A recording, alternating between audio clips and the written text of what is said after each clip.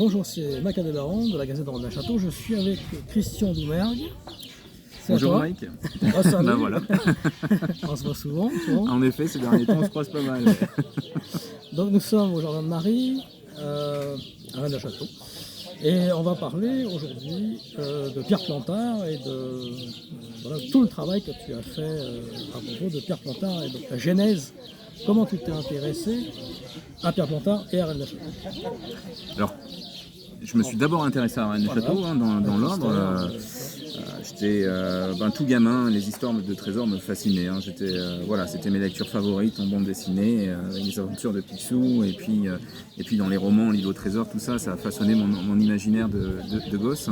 Et j'étais au lycée quand il y a eu le premier reportage que j'ai vu sur l'affaire de Rennes-le-Château. C'était dans l'émission Mystère sur TF1. 92. En 92, ouais, absolument. Et pour moi, ça a été une révélation. Parce que c'était tous ces romans d'aventure, de chasse au trésor que je lisais, c'était ça dans la réalité, quoi. C'était un Indiana Jones dans la vie réelle avec des tableaux codés, tout un tas de choses très mystérieuses, des parchemins, etc. J'en avais vaguement entendu parler avant, j'avais lu quelques petits articles dans les suppléments trésors cachés du journal de Mickey quand j'étais gamin, mais je croyais que Rennes était en Bretagne, je ne sais pas pourquoi, sans doute le nom. Pour moi, Rennes-le-Château, c'était associé à Rennes en Bretagne, et donc c'était, j'avais eu une image de la tour Magdala, mais j'imaginais qu'elle surmontait des côtes rocheuses bretonnes, mais qu'elle n'était pas du tout dans le sud de la France.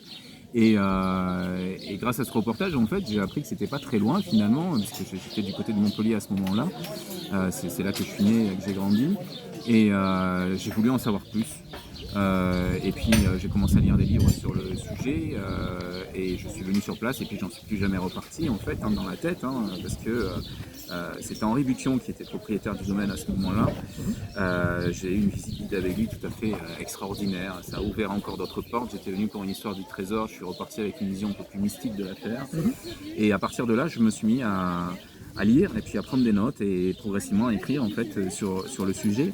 Et assez vite, finalement, je suis tombé sur Pierre Plantard. Parce qu'il y avait quelques textes, ce qu'on appelle les apocryphes de l'affaire de Rennes, donc ces textes déposés sous des faux noms à la Bibliothèque nationale de France, qui m'ont interpellé, notamment Serpent Rouge, qui m'a semblé vraiment détenir des clés. Et en fait, dès ce moment-là, si tu veux, je concevais ces textes comme des textes très importants dans cette histoire. Mais il a fallu du temps, il a encore fallu des années de recherche pour que je mesure encore un peu plus l'importance de Plantard, que je vois en lui vraiment le maître d'œuvre du mythe. Alors quand je dis mythe, je ne dis pas que c'est vivant, au contraire, c'est un mythe symbolique, une histoire symbolique qui raconte quelque chose qu'il faut déchiffrer. J'ai fait chronologiquement des recherches assez pointues sur Saunière. Toutes les archives consultables et identifiées, je les ai consultées. Et puis après ça, je me suis attelé à Plantard. Après ça, j'ai voulu vraiment comprendre qu'est-ce qu'il y avait derrière cette histoire, pourquoi elle a été modifiée. Parce qu'elle a été modifiée, Plantard raconte pas l'histoire telle qu'elle s'est passée, il la romance. Et j'ai voulu comprendre pourquoi. Et je me suis immédiatement en fait éloigné de l'idée que Plantard était un imposteur, un mythomane, etc. Parce que j'ai fait un double cursus en fait, et ça c'est assez important pour voir à peu près comment je pense, en archéologie, histoire des arts, et puis en littérature. Et donc j'ai ce double regard en fait, une investigation d'ordre historique, mais aussi un regard littéraire, et ce regard littéraire m'a permis d'appréhender autrement l'œuvre de Pierre Plantard comme une œuvre littéraire, une œuvre codée, vraiment avec plusieurs degrés de lecture, plusieurs niveaux de lecture, et voilà un petit peu comment ça a commencé. Je commençais à formuler des hypothèses, parce qu'il me semblait que ces textes c'était pas du vent, que Plantard donnait des clés de lecture, notamment dans l'Or de Rennes de Gérard Dessel. Et j'ai commencé à expérimenter, à appliquer ces clés de lecture. Est-ce que ça fonctionne? Est-ce qu'on obtient quelque chose? Et effectivement, si on applique ces clés de lecture, qu'on déchiffre ce livre comme on déchiffrerait un rêve symbolique, eh bien on arrive sur des lieux, sur des concepts, sur des pans oubliés de l'histoire. Alors beaucoup pensent que l'histoire de Rennes-le-Château, de Pierre Plantard, commence à Rennes-le-Château, mais en fait elle commence au tertre en Brocéliande. Et après, elle va à Gisors, et après, elle va à Rennes-le-Château. Mais finalement, Brocéliande, c'est peut-être le point de départ, avec Geneviève Zepfel, Oui. qui a côtoyé à l'époque. Oui, c'est une période de la vie de Plantard qui n'est pas très documentée, mais sur laquelle on a malgré tout quelques éléments, hein, puisqu'on a notamment la revue Vaincre que Plantard édite. Il s'appelait Pierre de France. Voilà, il s'appelle Pierre de France. Ouais. On est dans les années 40, il a une vingtaine d'années. On voit les liens avec Geneviève Zaefel et René Zaefel aussi, hein, puisque ce sont des mécènes en fait de Plantard, ce qui est assez mystérieux. Pourquoi est-ce qu'il finance ce jeune homme? Et puis on voit des accointances idéologiques, spirituelles. Et effectivement, même si on n'a pas d'écrit sur l'approche que Plantard a pu avoir de la forêt du Graal, de la forêt de Brocéliande, à travers les séjours au manoir du Tertre qu'il a fait, ça occupe une place essentielle dans sa vie. Il me semble effectivement, il y a là quelque chose qui se produit. Et ce qui est important à souligner, c'est que dès ses écrits, donc qu'il commet quand il a une vingtaine d'années, on va retrouver ce qu'on va après retrouver à Rennes-le-Château. Et notamment à cette époque-là, il s'intéresse beaucoup à l'Atlantide déjà, enfin tous ces thèmes-là qu'il va placés autour de l'affaire de Rennes, mais de façon symbolique, quasi invisible, en fait, si on n'a pas les clés de lecture, sont déjà là. Et dès cette époque-là, il cherche une crypte atlantéenne, en fait. C'est ça qui est assez fascinant. Et il opère déjà des mystifications, notamment autour du Mont-Saint-Michel. Il parle d'une crypte cachée sous le Mont-Saint-Michel, où serait réunie une chevalerie, où il y a eu un dépôt atlantéen. Voilà, il y a déjà tout ça qui est là chez lui, qu'on va retrouver après dans ses articles dans la revue Initiation Sciences et Magie aussi, où il parle de l'Agartha, de ses entrées vers le centre du monde, de communication avec des supérieurs inconnus. Donc en fait, même Gisors, finalement, c'est pas son premier coup. C'est-à-dire qu'il y a eu déjà, avant ça, des vaincres. C'est Atlantis, Paul Lecourt, en fait, aussi. Alors, les liens... Est-ce que Paul Lecourt l'aurait initié? Alors là, tu soulèves une question qui me semble essentielle. Dès ses premiers écrits, Plantard se revendique de Paul Lecourt. Paul Lecourt est cité des vaincres et il est vraiment au rang des maîtres de Plantard, il occupe une place essentielle. Quand on regarde tout ce que Plantard a commis, on peut le comparer aux écrits de Paul Lecourt, notamment en ce qui concerne la création d'une nouvelle chevalerie qui est là pour accompagner l'entrée dans l'ère du Verseau. C'est théorisé par Paul Lecourt et Plantard le reprend. Et quand il crée les statuts du prieuré de Sillon, c'est ça en fait, c'est clairement ça. C'est la chevalerie rêvée par Paul Lecourt. Paul Lecourt qui avait dit je l'ai conçue, mais c'est à quelqu'un d'autre de la réaliser, cette chevalerie. Et ce qui est troublant, c'est qu'on va retrouver pas mal de parallèles entre les théories et les volontés de Paul Lecourt et l'action de Plantard. J'évoquais le Mont-Saint-Michel, par exemple. Paul Lecourt disait le Mont-Saint-Michel, il faudrait le réhabiliter pour en faire un lieu de formation de cette nouvelle chevalerie. Et curieusement, bien Plantard dit, là se réunit une chevalerie occulte, il y a un dépôt secret, etc. Donc on voit qu'il y a aussi, au niveau des lieux, des similitudes entre les deux. Alors, est-ce qu'ils se sont connus? Il n'y a pas de documents qui établissent qu'ils aient eu des liens. Moi, ce qui me semble probant, c'est qu'ils ont été sous l'influence de la même entité invisible. Quand je parle d'entité invisible, je ne parle pas de surnaturel, mais d'une structure. Le Val d'Or. Alors, le Héron du Val d'Or est sans doute ce qui était derrière le Héron du Val d'Or, qui est la partie visible de l'iceberg. Et parce que quand on regarde, et ça c'est frappant, et j'en parle dans mon livre Le secret dévoilé, quand on regarde ce qui se passe du côté d'Atlantis, donc de Paul Lecourt, et du côté de Pierre Plantard avec le prieuré de Sillon, on a une chronologie qui se suit. C'est-à-dire qu'on a l'impression que ces deux organismes, ces deux entités obéissent finalement aux mêmes injonctions de maître rester caché. Voilà. Donc je pense que le lien entre Plantard et Lecourt est là. Plantard a une grande admiration pour Paul Lecourt, aucune preuve qu'ils se connaissent, mais par contre je pense que ils sont, alors j'allais dire aux ors, mais c'est pas vraiment aux ors, ils sont sous l'influence de la même société restée invisible. Il y a Atlantis où il y a le logo de Poséidon, justement. Oui, le trident, qui pour Paul Lecourt est l'équivalent de la fleur de lys, et qui est un symbole de la tradition atlantéenne. Qu'on retrouve donc fleur de lys avec le prieuré de Sillon, bien Absolument. sûr. Voilà. Absolument. Et c'est ça qui est intéressant dans ce cryptage symbolique, parce qu'on dit souvent, oui, Plantard est un imposteur, mythomane, ce mythe du prieuré de Sillon, etc. Mais c'est un mythe qu'il faut déchiffrer comme un rêve. Et tous les détails de ce mythe, il faut les déchiffrer de cette façon-là. Et quand on regarde le fameux symbole du prieuré de Sillon qui apparaît sur certains documents qu'on va dire apocryphes, eh bien ce symbole, voilà, c'est la fleur de lys. mais stylisée d'une certaine façon, puisqu'elle va être combinée à la Croix du Sud, Oui. qui est un symbole de Geneviève Zayfel.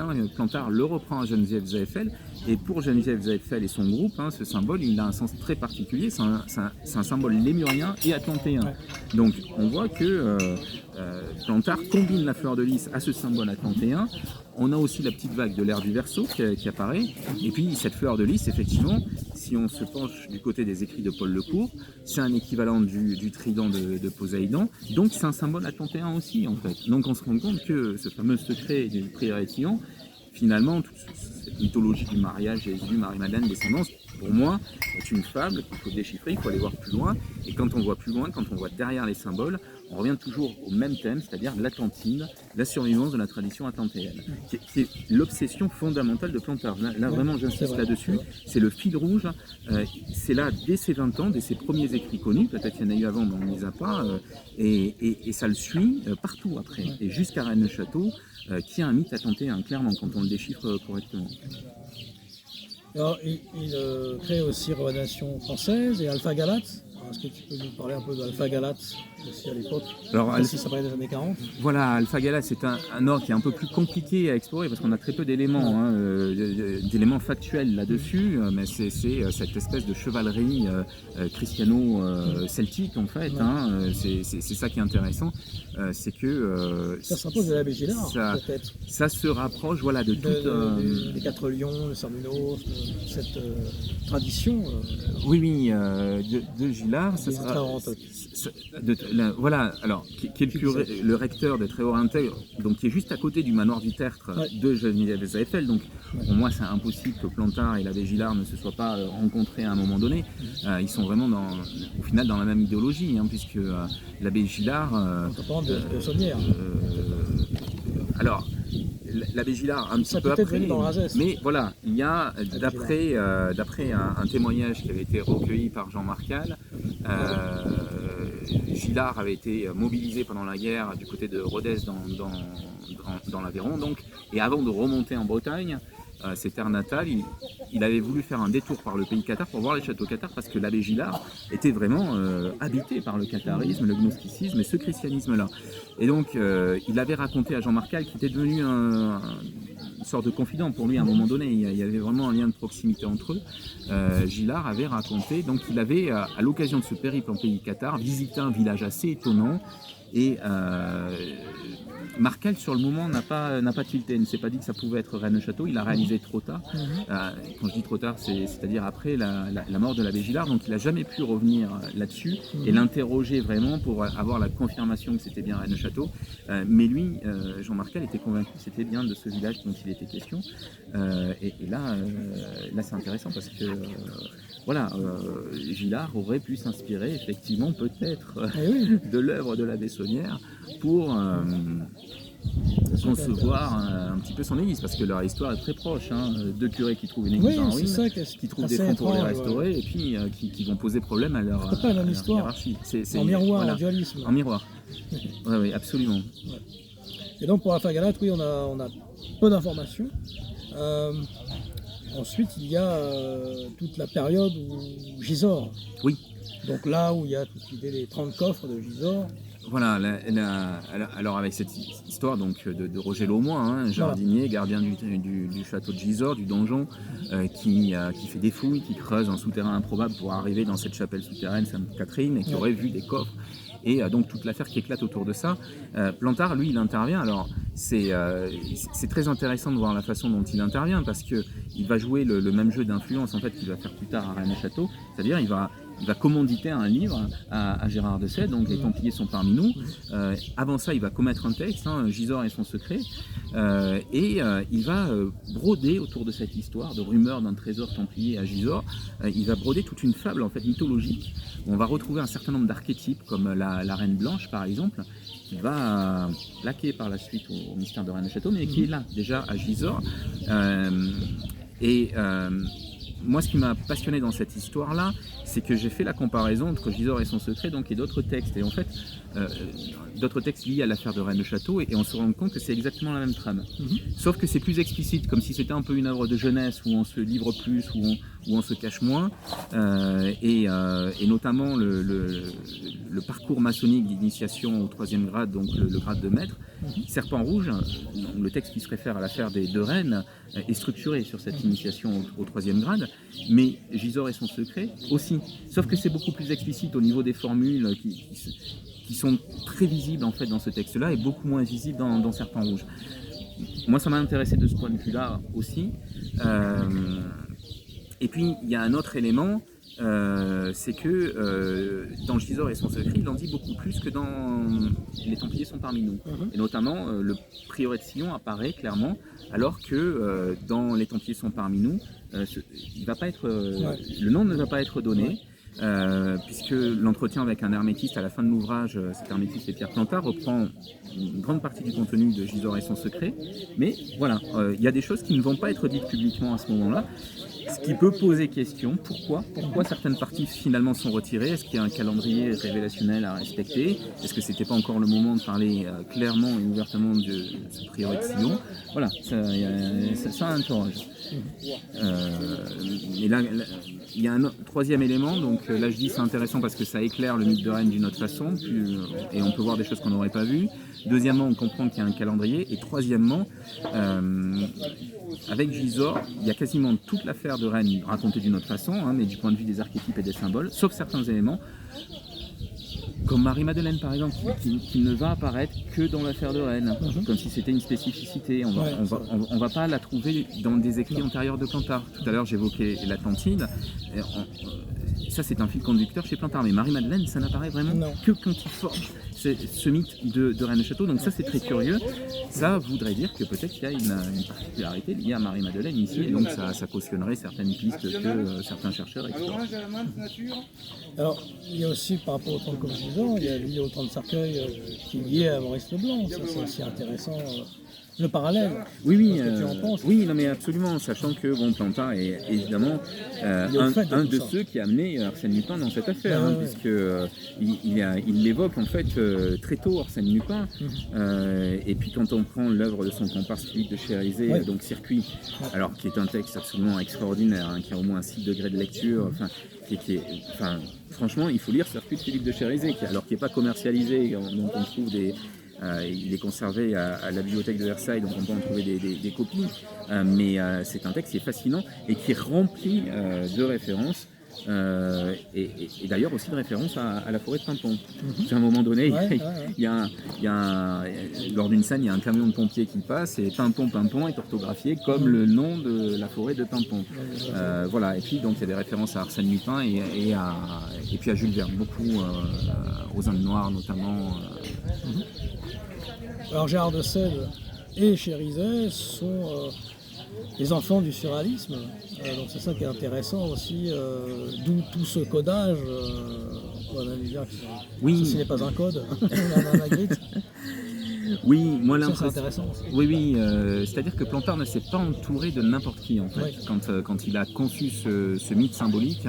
Ce rêve raconté, il s'est entouré effectivement principalement d'artistes, d'auteurs, d'hommes de lettres, qui pour beaucoup viennent du milieu surréaliste. Et puis bon, effectivement, Philippe de Chérisey, qui est pataphysicien, et qui en matière d'écriture est d'un apport considérable à l'œuvre de Plantard, Chérisey, et de Sèvres, qui a participé notamment à la revue La Mer à Plume, mais pas que, avait lui aussi un langage particulier, et je pense qu'il fallait ce type d'auteur-là pour écrire de cette façon-là. Donc je ne conçois pas l'ensemble comme une œuvre totalement surréaliste, c'est-à-dire je conçois cet ensemble comme une œuvre qui utilise le langage et les techniques du surréalisme, mais c'est un mythe ésotérique, clairement. On n'est pas uniquement dans le champ de la littérature, on est dans autre chose qui se sert de la littérature pour faire passer un message particulier. Voilà, c'est comme ça que je le vois, et c'est vrai que le surréalisme offrait des façons de parler, des façons de raconter qui convenaient bien à ce que voulait faire Plantard ici. Alors, il y a un renouveau, on va dire, du plantardien, avec la revue Charivari de Noël et Claude Jacquemart, où Joël Chaumeil fait la première interview, si j'ai pas de mémoire, en Épiphénie Jour d'Épiphanie 1972. Et donc il met en avant une interview avec le roi perdu, il parle même des terrains qu'il avait. Et donc là c'est le moment où le mythe Plantard commence à être connu du grand public. Alors c'est ça. Enfin, d'un certain grand public, parce que on est en 73, donc c'était quand même très pour les initiés encore dans Rennes le Château, la Reine. Oui, On n'était pas dans le tourisme. C'est ça, disons qu'il y a plusieurs phases. Il y a la phase où c'est vraiment le roi caché, j'allais dire. C'est-à-dire que quand il orchestre la publication de l'Or de Rennes de Gérard de Sède, Pierre Plantard reste caché, il ne se montre pas. Et puis progressivement, on va effectivement avoir une manifestation, notamment à travers les interviews commises par Jean-Luc Chaumeil, où là on va avoir d'autres clés de lecture. C'est ça qui est intéressant, c'est-à-dire que à Chaumeil, Plantard dira que le circuit a 6 degrés de lecture. Mais c'est des choses, alors c'est là que c'est intéressant, c'est des choses qui n'ont pas forcément été vues à l'époque. C'est-à-dire qu'à l'époque, les gens sont restés sur le premier niveau de lecture du mythe, c'est-à-dire le niveau de lecture trésoraire. Et pourtant, Plantard, à partir du moment où il se manifeste, il va le faire avec Jean-Luc Chaumeil, effectivement, il va le faire aussi à travers les entretiens accordés à Bretigny et Deloup pour la revue L'Inexpliqué, et puis ça va donner donc Rennes le Château, capitale secrète de l'histoire de France. Là-dedans, Plantard dit clairement que ça ne sert à rien de chercher ce trésor avec des pelles et des pioches, qu'il faut connaître les symboles pour déchiffrer et comprendre ce qu'est le trésor de Rennes le Château. Il donne beaucoup de clés de lecture, et puis il nous fait comprendre aussi qu'il y a c'est ce secret qu'il habite depuis toujours, qu'il y a quelque chose d'ailleurs peut-être à voir avec la théosophie aussi, c'est-à-dire une lignée secrète mais qui serait d'origine extraterrestre. Ouais. Ça habite la pensée de Plantard, et dans Rennes le Château, capitale secrète, Plantard au cours des entretiens dit clairement ça.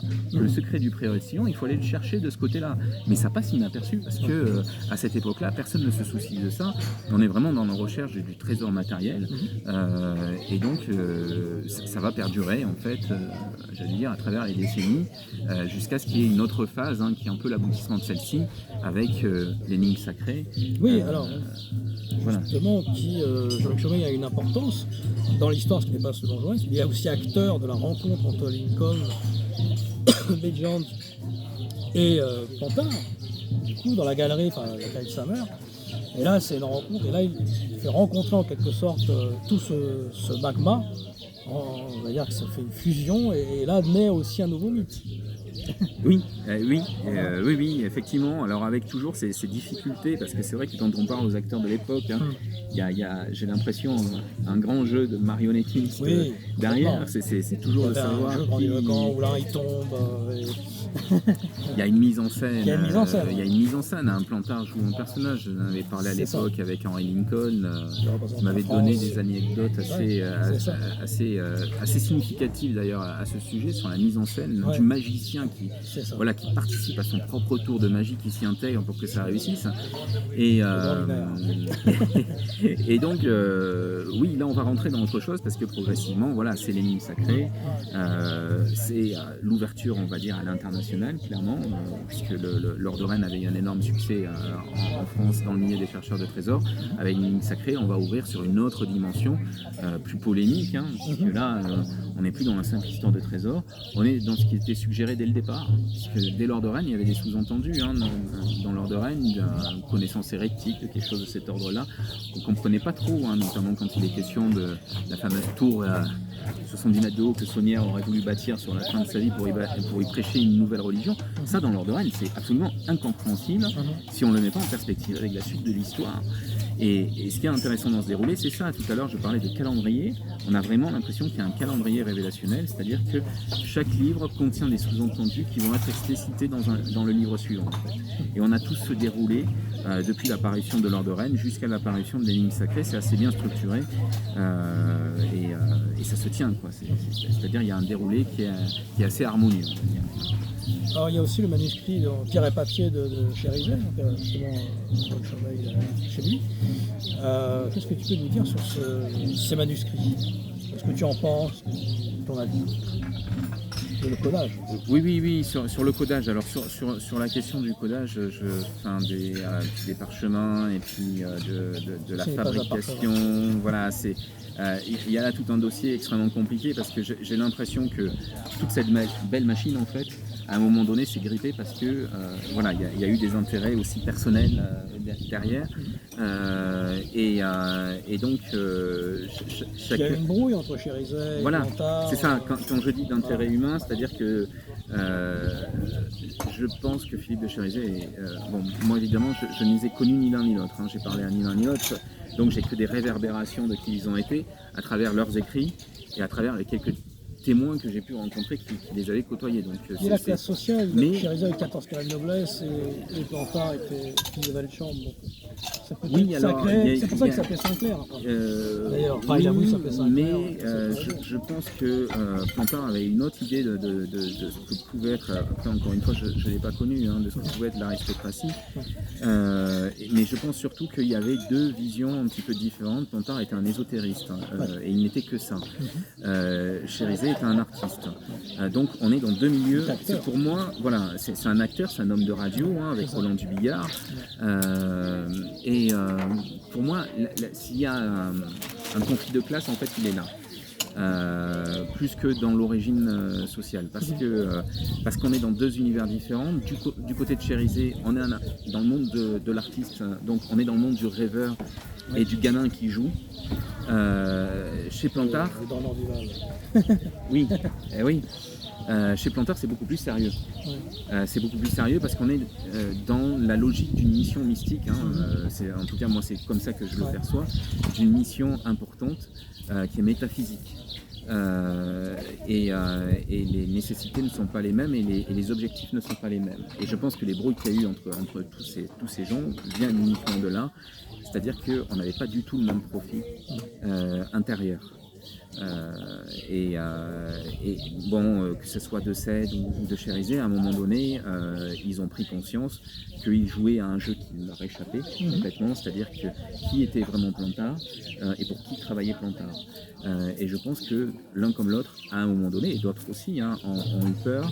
Il y en a qui se sont sentis trahis, il y en a qui ont accepté le jeu, c'est le cas de Deloup et Bretigny qui l'ont dit par la suite. On a compris qu'on a été manipulé, mais c'était pour un jeu métaphysique, donc nous acceptons. Et il y en a qui n'ont pas accepté parce que voilà, il y a des attentes de l'ego à dépasser et il fallait effectivement un lâcher prise complet pour avoir accepté s'être fait berner en quelque sorte et reconnaître que on n'avait pas fait tout ça pour soi-même mais pour un but plus grand, un but qui a inquiété certains parce qu'ils ne savaient plus pas qui vraiment avait commandité toute cette œuvre-là. Ce qui reste une interrogation aujourd'hui, c'est-à-dire que pour moi Plantard est le maître d'œuvre, l'architecte du mythe de Rennes-le-Château, c'est lui qui l'a architecturé, qui l'a ordonné. Mais voilà, pour qui œuvrait-il Pour qui œuvrait-il Et pour toi, il œuvrait alors je pense que la piste la plus sérieuse évidemment c'est celle du Héron du Val d'Or qui est pour moi vraiment le cœur de cette Paray-le-Monial, le cœur de cette histoire mystérieuse avec ce groupuscule catholique qui à un moment donné est reconnu par le pape et puis qui va être regardé d'une façon plus sulfureuse. Donc tu parles dans le code secret d'ailleurs dans la France codée, oui, j'ai tout un développement là-dessus. J'en parle aussi dans Voyage dans la France magique et puis dans Le secret dévoilé, mais c'est vrai que dans la France codée, je parle précisément de ce qu'ils ont laissé comme héritage visible et tangible aujourd'hui à Paray-le-Monial. Et là, c'est très mystérieux, parce que c'est un groupe qui a des finances, ça c'est certain, à travers le baron de Sarachaga, et qui va mener des recherches à travers toute l'Europe pour retrouver les traces de la tradition et postule, et puis qui est certain qu'à l'origine de tout est la révélation faite en Atlantide. Donc on retrouve exactement la pensée de Pierre Plantard. Et d'ailleurs, dans les faux documents que Plantard va forger, il va commettre un feuillet où on voit clairement le Héron du Val d'Or, Paray-le-Monial. Donc il y a comme une signature. C'est signé Le Poulpe. Alors j'évoque dans la réédition du Secret dévoilé parce que c'est un document qu'on m'a montré par la suite, mais Jacques Darès avait été interrogé sur cette signature, Le Poulpe, par un des membres d'Atlantis qui était tombé sur ces documents-là en disant... C'est le continuateur de Atlantis. Voilà, Jacques Darès, ouais. Et Jacques Darès, bon alors... on voit manifestement qu'il n'est pas au courant de l'affaire, mais lui dit ça pourrait bien être effectivement Paul Lecourt qui a commis ce document. Donc là, on revient sur ta question de tout à l'heure, est-ce qu'il y a des liens, est-ce qu'il n'y en a pas? D'ailleurs, On est Atlantis, dans une zone il de n'y avait flou, quasiment pas de numéro sur Rennes Château. Beaucoup plus axé sur Paray-le-Monial, mais sur Rennes Château, Oui, c'était... oui. Il n'y avait pas. Oui, non, effectivement, parce que c'est vrai, étrangement, oui, on pourrait dire étrangement, puisque c'est quand on regarde le mythe plantarien, c'est vraiment un mythe traditionnel qui est là. Alors Paray-le-Monial, c'est le départ d'Atlantis, évidemment, puisque sans Paray-le-Monial et sans le Héron du Val-d'Or, Paul Lecourt n'a pas cette révélation à travers laquelle il va formaliser la société d'études atlantéennes qui va très vite devenir Atlantis. Les Atlantes sont pardonnés. Oui, absolument. Mais oui. Serge Hutin, qui est, là on ouvre une digression, mais Serge Hutin, dans un de ses livres, suggère qu'il pourrait y avoir une survivance atlantéenne glissée et invisible au sein de l'humanité. Et je dois te dire que c'est quelque chose qui me séduit beaucoup comme idée.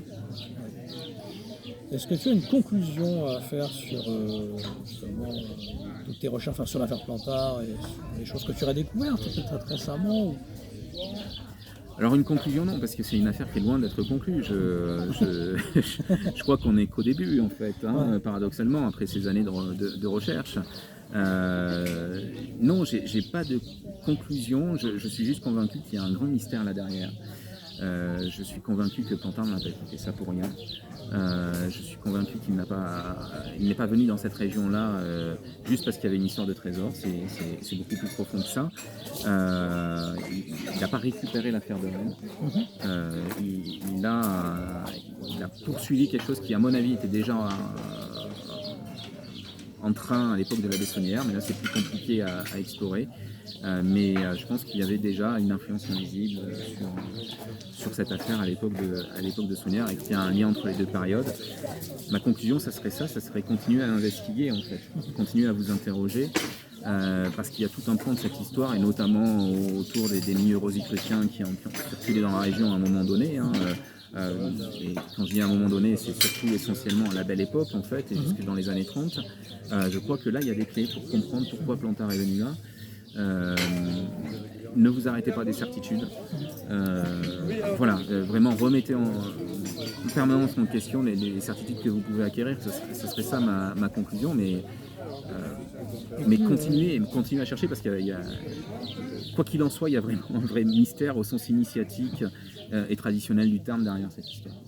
Oui, d'ailleurs, Gilles Sandry aussi parle de tout ça aussi, par rapport à ce renouveau, on va dire, de prévention, ce genre de choses. Oui. Mais absolument. Même par rapport aux 30 coffres, ce n'est pas qu'un mythe, c'est peut-être aussi derrière une récupération, peut-être.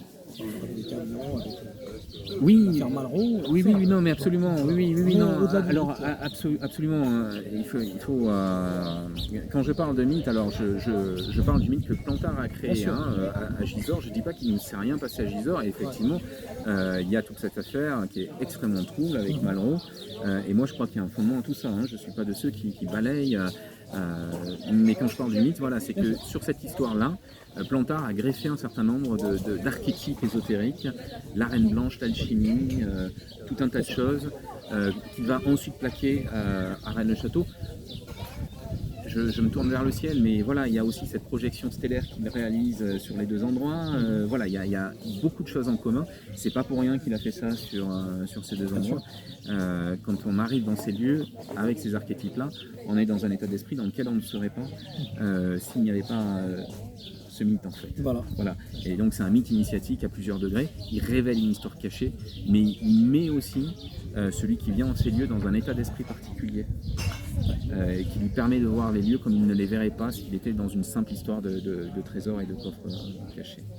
Très bien. Eh bien, merci Christian, c'était Marc Alban pour la Gazette de Rennes-le-Château. Merci Mike. Merci.